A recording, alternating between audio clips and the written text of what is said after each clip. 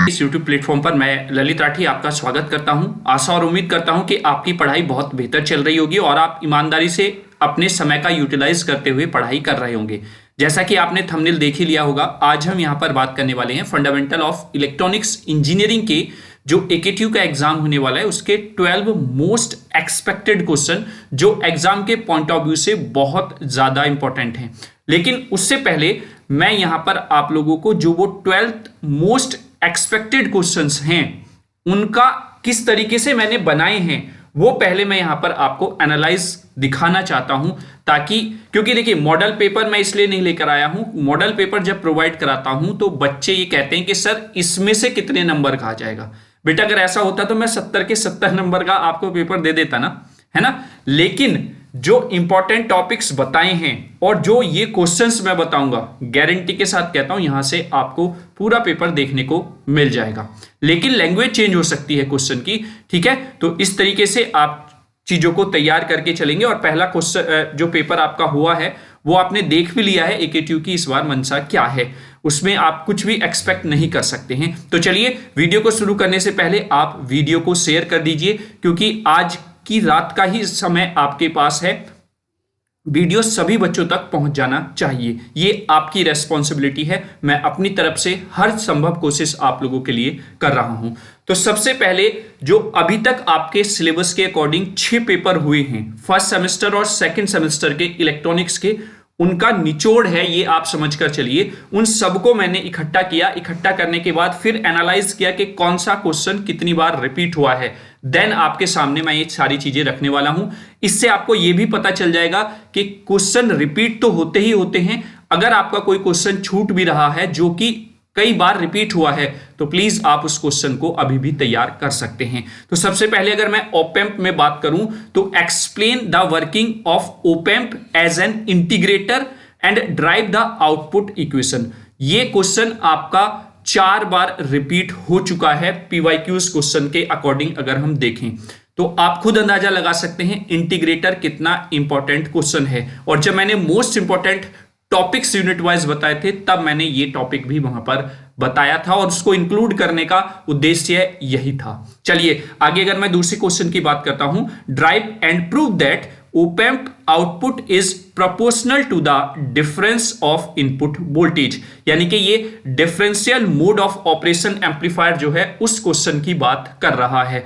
Same question आपको as it is जैसे पहला वाला क्वेश्चन है, बस अब यहां पर आपको डिफरेंशियल मोड के लिए इस क्वेश्चन को करना है। और ये क्वेश्चन भी आपका 4 बार रिपीट हो चुका है फर्स्ट सेमेस्टर और सेकंड सेमेस्टर के क्वेश्चन में। देखिए लैंग्वेज क्वेश्चन की चेंज हो सकती है, मैं उस पॉइंट ऑफ व्यू से नहीं कह रहा हूं, लेकिन मैं अगर टॉपिक को उठाऊं तो वहां से मैं इन चीजों को यहां पर आपके लिए सामने लेकर आया हूं। अगर मैं बात करता हूं सेकंड यूनिट से तो explain the construction, working and characteristic of N channel depletion type MOSFET. यानी कि एनहेंसमेंट टाइप और डेप्लेशन टाइप जो मॉसफेट है उसमें एन चैनल और पी चैनल होते हैं। तो एन चैनल का डेप्लेशन मॉसफेट जो है वो 4 बार क्वेश्चन रिपीट हुआ है। Is that clear? तो यहां से आपको एक आइडिया भी लगेगा कि हमें कौन से क्वेश्चंस पर ज्यादा फोकस करना है। आगे अगर मैं JFET में बात करूं तो explain the construction, working and characteristics of the JFET। ठीक है, यहां से भी देखिए MOSFET, JFET या BJT, वहां से अगर क्वेश्चन बनेगा तो इन तीनों चीजों पर आपको फोकस करना है, कंस्ट्रक्शन पर, वर्किंग पर और उसकी कैरेक्टरिस्टिक्स पर। ये इंपॉर्टेंट चीजें हैं, यही चीजें आपसे वो पूछता है।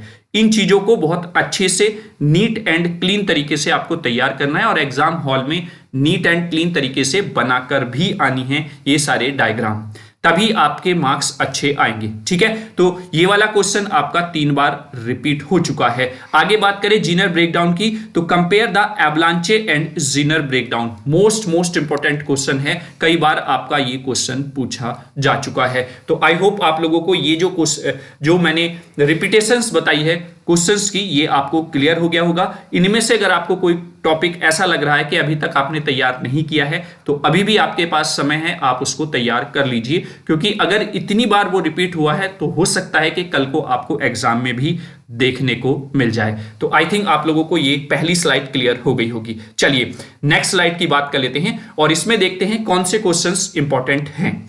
कम्युनिकेशन या एम्पलीट्यूड मॉड्यूलेशन जो आपका 5th यूनिट है, उससे अगर मैं बात करूं यहां पर, तो drive the modulation index, side band amplitude, side band frequencies for the am wave, यानी कि एम्पलीट्यूड मॉड्यूलेटेड वेव। कम्युनिकेशन में एम्पलीट्यूड मॉड्यूलेशन से आपको एक 7 नंबर का क्वेश्चन मिलेगा ही मिलेगा, और वो इन्हीं सब चीजों पर देखने को मिलता है, चाहे वो मॉड्यूलेशन इंडेक्स हो, साइड बैंड का एम्पलीट्यूड हो, साइड बैंड की फ्रीक्वेंसीज हो, वो फाइंड आउट करा लेगा न्यूमेरिकल की फॉर्म में या ड्राइव करा लेगा, जैसा कि मैंने यहां पर दिया हुआ है। डेफिनेटली एक 7 नंबर का क्वेश्चन मिलेगा ही मिलेगा। ये आपका 3 बार रिपीट हो चुका है। देखिए, वीडियो में आप लास्ट तक बने रहें, मैं गारंटी के साथ कहता हूं कॉन्फिडेंस आपका बढ़ जाएगा, और कहीं पर अगर कमी लग रही है तो वो भी आप पूरी कर ले जाएंगे। चलिए, क्योंकि लास्ट में जो हम 12 क्वेश्चन हैं वो इन्हीं सबको एनालाइज करके मैंने वो 12 क्वेश्चंस लिए हैं जो कल के लिए मोस्ट इंपॉर्टेंट्स हैं। आगे बात करते हैं डिजिटल लॉजिक यानी कि यूनिट नंबर 4 के पार्ट की। तो मोस्ट इंपॉर्टेंट है minimise Boolean function using K map, implement using the NAND NOR gate. देखिए, most of the using the NAND या नॉर गेट जो कि यूनिवर्सल गेट है, उनसे मिनिमाइज फंक्शन को वो ड्रॉ कराता है, लेकिन आपसे नॉर्मली बेसिक लॉजिक गेट्स जैसे कि एंड हो गया, और हो गया, नॉट हो गया, इनकी हेल्प से भी वो ड्रॉ करा लेता है, इंप्लीमेंट करा लेता है। तो उसको भी आप तैयार करके चलेंगे। देखिए, जो भी मैं यहां पर आपको क्वेश्चंस की रिपीटेशन और इंपॉर्टेंट क्वेश्चंस बता रहा हूं, वो सब हमारे यूट्यूब चैनल पर अवेलेबल्स हैं, यूनिट वाइज, टॉपिक वाइज। आप जाइए, वीडियोस देखिए, या टेलीग्राम चैनल पर बने रहिए, वहां पर मैं जो भी इंपॉर्टेंट वीडियो बहुत ज्यादा होती है उसका लिंक आप लोगों तक पहुंचा देता हूं, ताकि आपको चैनल पर ना ढूंढनी पड़े, क्योंकि इस समय की वैल्यू आप लोगों के लिए बहुत है। ये क्वेश्चन भी 3 बार रिपीट हुआ है।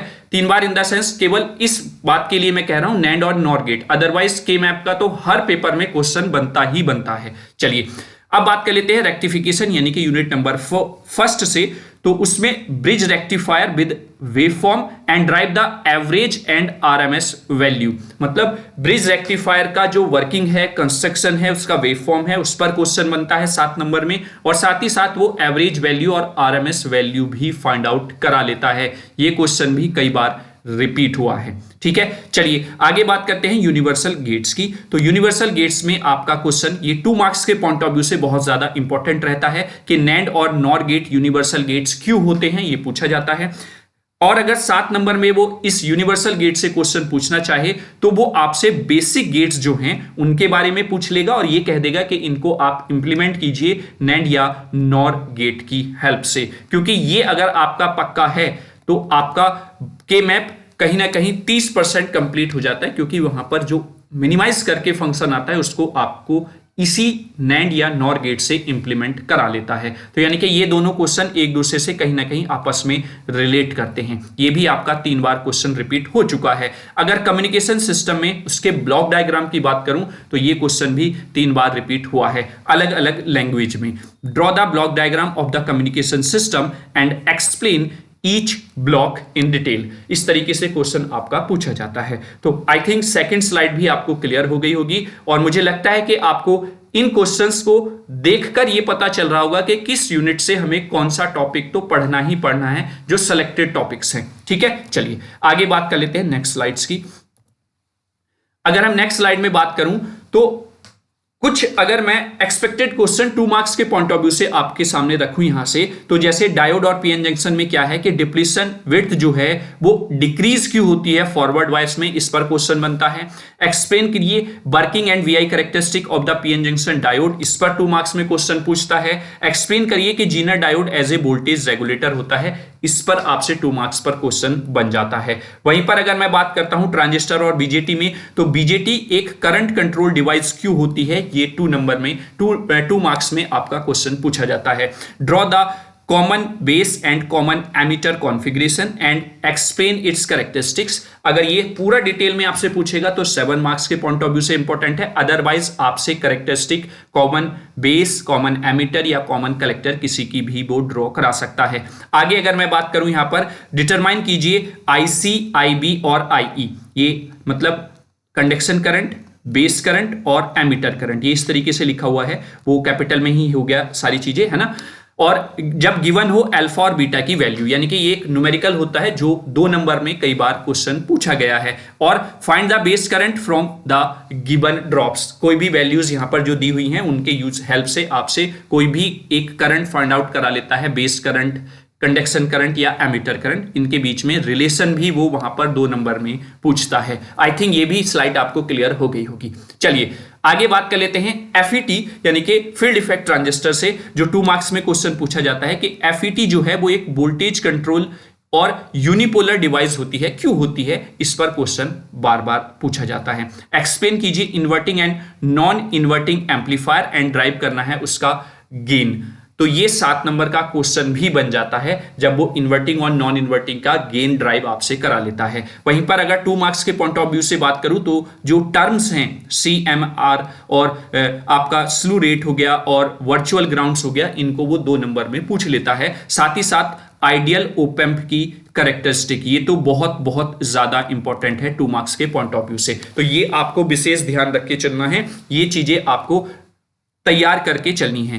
2 मार्क्स के लिए भी 1 शूट वीडियो अवेलेबल है, न्यूमेरिकल के लिए सेपरेट 2 वीडियोस अवेलेबल है, PYQs की भी और कंप्लीट इलेक्ट्रॉनिक्स के न्यूमेरिकल्स भी, फर्स्ट यूनिट से लेकर 5th यूनिट तक। वहीं पर यूनिट वाइज भी आपकी वीडियो अवेलेबल हैं हमारे यूट्यूब चैनल पर। K-मैप का एक सेपरेट वीडियो है, तो मटेरियल सब है बेटा, लेकिन आपको बशर्ते ईमानदारी से तैयारी करना होगा। वहीं पर डिजिटल इलेक्ट्रॉनिक्स वाले पार्ट की बात करूं तो बाइनरी अर्थमेटिक ऑपरेशन में जैसे एडिशन और कॉम्प्लीमेंट पर क्वेश्चन 2 नंबर में पूछा जाता है। कन्वर्जन नंबर सिस्टम का जैसे बाइनरी से डेसिमल से हेक्साडेसिमल, हेक्साडेसिमल से ऑक्टल, या इस तरीके से इंटरचेंज करके वो क्वेश्चन पूछता है। और लेटेस्ट एक वीडियो यूनिट नंबर 4 का 1 शूट मैंने K-मैप को छोड़कर वहां पर अपलोड किया है अभी लेटेस्ट में, आप उसको भी देख सकते हैं, वहां से आपको बहुत ज्यादा हेल्प मिल जाएगी, जिसमें हमने पूरा नंबर कन्वर्जन खत्म किया है और साथ ही साथ अपने गेट्स भी वहां पर मैंने खत्म किए हैं, तो कॉम्प्लीमेंट वहां पर खत्म किया हुआ है उस 1 शूट वीडियो में, तो वो जाकर आप देख सकते हैं। Define the combinational logic and Boolean algebra theorem, ये भी मैंने उस वीडियो में कवर किया है, यानी कि जो आपका बुलियन अलजेब्रा थ्योरम्स हैं उससे रिलेटेड क्वेश्चन कैसे पूछा जाता है, वो भी वहां पर जो डिफरेंट लॉज हैं वो सब हमने वहां पर कवर किए हैं। और कॉम्बिनेशनल लॉजिक सर्किट का 2 मार्क्स की जो वीडियो है 1 शूट, उसमें आपको सॉल्यूशन आंसर मिल जाएगा। तो आई थिंक आपको ये 2 मार्क्स के पॉइंट ऑफ व्यू से ये वाला स्लाइड भी क्लियर हो गया होगा। अब आते हैं जो हमारा मेन उद्देश्य है जिसके लिए आप इस वीडियो पर आए हैं, लेकिन वो पहले सारी चीजें जो मैंने बताई हैं वो भी जरूरी थी ताकि आपको पूरी यूनिट का जो निचोड़ है, पूरी यूनिट का जो कंक्लूजन है वो आपके साथ रहे, आपके सामने रहे कि हाँ इस यूनिट में हमें क्या पढ़ के जाना ही जाना है।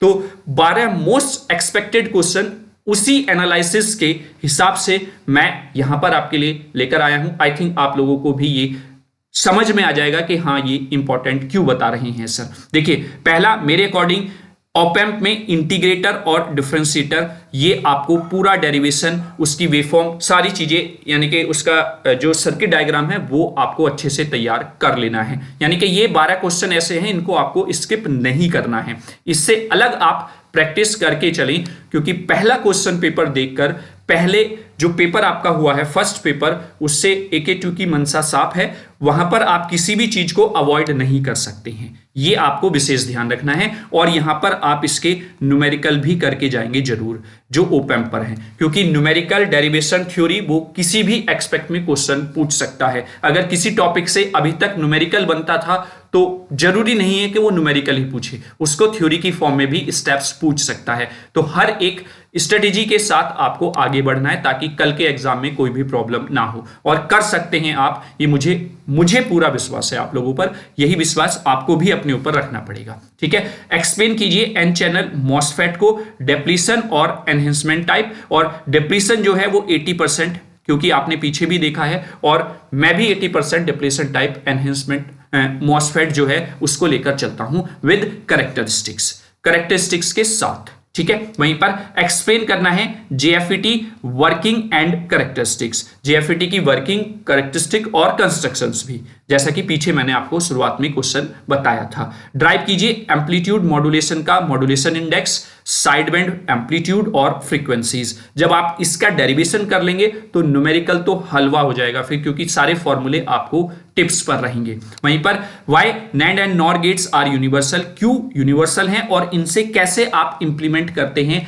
गेट्स या फिर जो एक्सप्रेशन आपका मिनिमाइज होकर आएगा के मैप का, तो वो आपको तैयार करके चलना है। मिनिमाइज कीजिए बुलियन फंक्शन यूजिंग द के मैप एंड इंप्लीमेंट कीजिए सर्किट। जो भी आपका मिनिमाइज करके फंक्शन आया है उसको फिर इंप्लीमेंट भी करने के लिए वो बोलता है, चाहे वो यूनिवर्सल गेट नैंड या नॉर की हेल्प से बोल दे या बेसिक गेट्स जो हमारे होते हैं एंड और नॉट, वहां से आपसे इंप्लीमेंट करा लेता है। और के मैप को तो मैं गारंटी के साथ कह सकता हूं मिनिमम आपका 9 मार्क्स का क्वेश्चन मिलेगा ही मिलेगा और मैक्सिमम आपको 14 मार्क्स के क्वेश्चन भी देखने को मिल जाते हैं। कभी कभी सेक्शन बी में भी के मैप से पूछ लेता है और सेक्शन सी में एक ऑप्शन में के मैप दे देता है, तो वहां से आपका के मैप अकेला 14 मार्क्स सिक्योर करा सकता है। ठीक है, तो इस तरीके से आपको तैयारी करके चलनी है।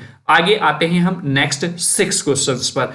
7 क्वेश्चन क्या कह रहा है, draw the communication system block diagram and explain each block. हर एक ब्लॉक को आपको एक्सप्लेन भी करना है, तभी आपका जो क्वेश्चन है पेपर है वो या क्वेश्चन है वो 7 नंबर में बनकर आता है। देन 8 क्वेश्चन क्या है, explain the bridge rectifier. Bridge rectifier को एक्सप्लेन करने के लिए कहा है with waveform and derive the average और डीसी आउटपुट, यानी कि एवरेज जो आउटपुट होती है, एवरेज वोल्टेज जो है उसको फाइंड आउट करने के लिए यहां पर वो कहता है। तो ब्रिज रेक्टिफायर के लिए आपको आरएमएस वैल्यू ये सारी चीजें आपको कैलकुलेट करनी आनी चाहिए। ठीक है, यानी कि फुल वेव रेक्टिफायर के लिए। चलिए, पीएन जंक्शन डायोड वर्किंग और उसकी वीआई कैरेक्टरिस्टिक ये भी आपको तैयार करनी है। अगर ये तैयार होगा तो ऑब्वियसली बात है ब्रिज रेक्टिफायर में कोई भी प्रॉब्लम नहीं होगी। तो पहली यूनिट का आप ये मान के चलिए ये रीढ़ की हड्डी होती है पीएन जंक्शन डायोड की वर्किंग, ये तो आपको पढ़ना ही पढ़ना है। और वीआई कैरेक्टरिस्टिक्स उसकी इंपॉर्टेंट है, आइडियल भी और प्रैक्टिकल भी। 2 नंबर में वो आपसे डायरेक्टली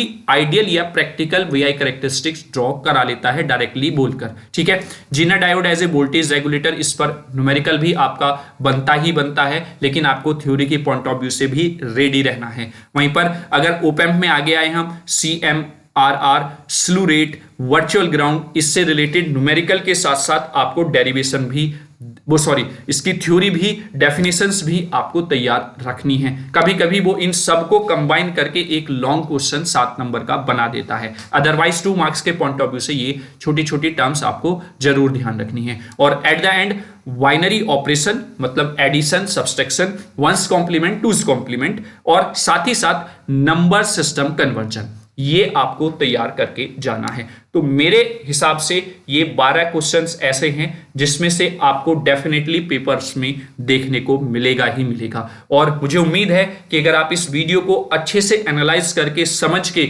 अभी भी अपनी तैयारी को एक स्ट्रांगनेस प्रदान करा सकते हैं। अगर कहीं पर कोई भी लूज पॉइंट अगर आपको दिख रहा है तो अभी भी आपके पास समय है बच्चों, आप बेहतर कर सकते हैं कल के एग्जाम के लिए।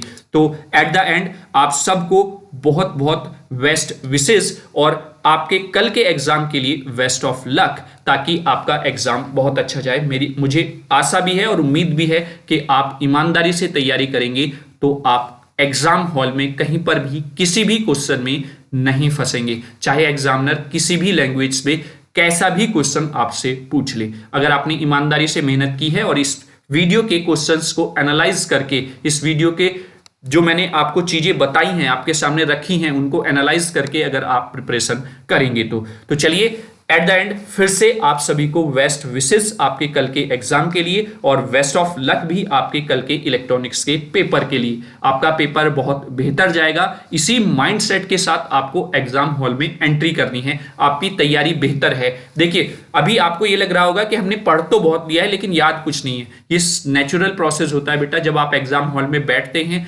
क्वेश्चन को देखकर आपको आंसर याद आना स्टार्ट हो जाते हैं। तो ये आपको बिल्कुल भी परेशान नहीं होना है, ये टेंशन बिल्कुल भी नहीं लेनी है कि हमने पढ़ा तो बहुत कुछ है लेकिन अगर हम सोचें तो याद कुछ नहीं रह रहा है, याद कुछ नहीं आ रहा है। तो वो नेचुरल प्रोसेस है, उसमें आपको नहीं फंसना है, अपने माइंड पर बर्डन या प्रेशर नहीं लेकर आना है। तो चलिए एट द एंड मैं फिर से आपसे रिक्वेस्ट करूंगा कि ये वीडियो सभी स्टूडेंट्स तक पहुंचना चाहिए जो आपके क्लासमेट्स हैं। ज्यादा से ज्यादा आप इसको शेयर कर दीजिए ताकि सभी बच्चों तक ये वीडियो पहुंच सके और वो लेट नाइट यानी कि एक लास्ट नाइट में भी अपने इलेक्ट्रॉनिक्स के पेपर को मजबूत बना सकें। पहली बार चैनल पर आए हैं तो चैनल को भी सब्सक्राइब कर लीजिए और बेल आइकन को भी प्रेस कर लीजिए ताकि आने वाली सारी महत्वपूर्ण वीडियोस के नोटिफिकेशन समय समय पर मिलते रहें। और टेलीग्राम चैनल को भी आप ज्वाइन कर लीजिए ताकि मोस्ट इंपॉर्टेंट इंफॉर्मेशन जो मैं आपको वहां पर प्रोवाइड कराता रहता हूं, या एक कोई भी वीडियो जो मेरे प्रोस्पेक्टिव से बहुत ज्यादा इंपॉर्टेंट होती है